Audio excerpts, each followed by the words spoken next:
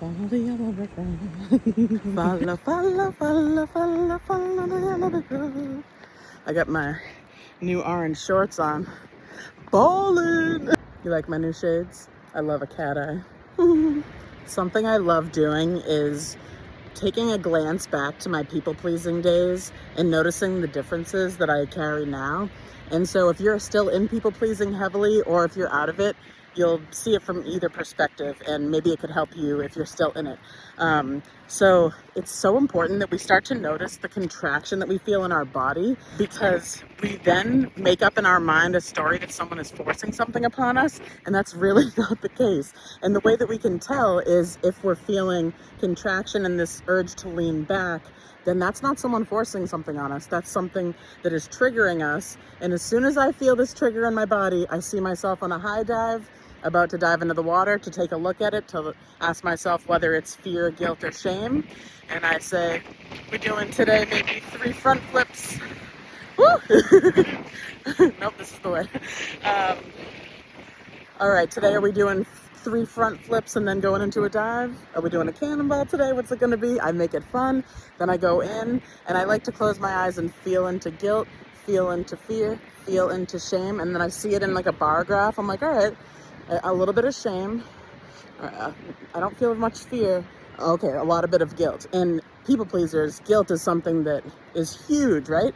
So something that I used to notice it a lot when I did not feel confident enough to say, oh, thank you for inviting me to your experience, your class, your course. I don't have the time this week or the extra funds. I did not feel confident to say that. I would be engulfed in guilt.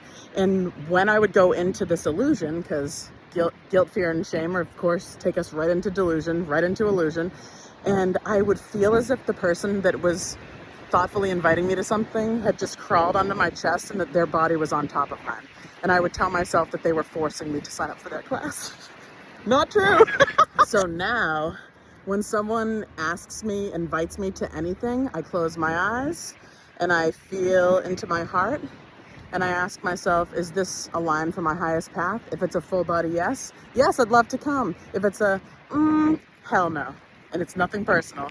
I only do full body yeses now. It never was about making sure the other person felt good, validated, chosen. It was about me honoring myself, and I was not doing that when I was people pleasing. So now, when someone asks me something or brings a topic up and I notice my body contract, I talk about it out loud. I say, ooh, I notice this is amazing. I'm getting a little defensive. I know where I'm going to do the high dive tonight when I go home.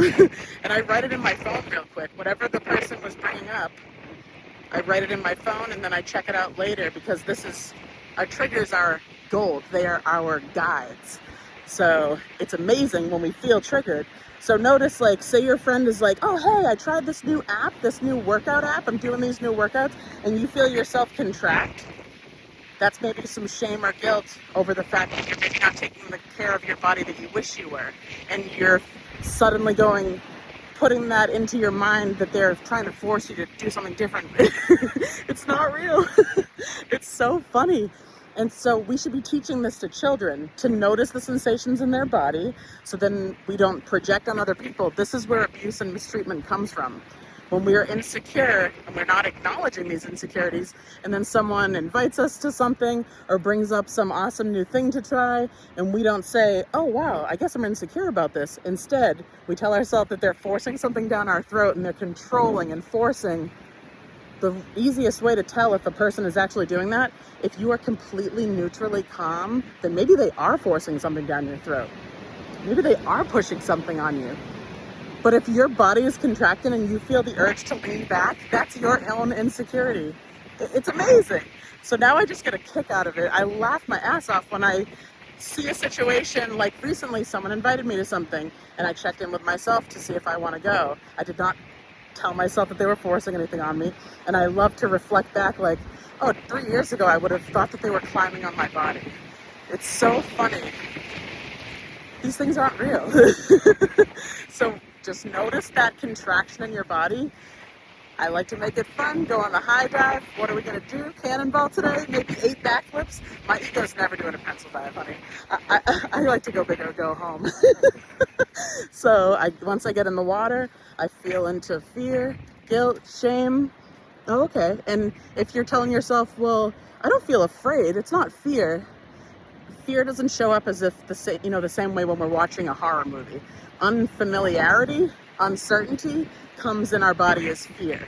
So if it's something that maybe someone's holding you accountable and saying, hey, what you did yesterday, I really didn't appreciate that, and you're feeling contraction, it might feel like they're jumping on your body, but that's just fear because maybe a lot of people don't hold you accountable. So just notice that contraction in the body. Notice when it goes into your mind and you're creating a false narrative that someone's jumping on you, forcing something on you.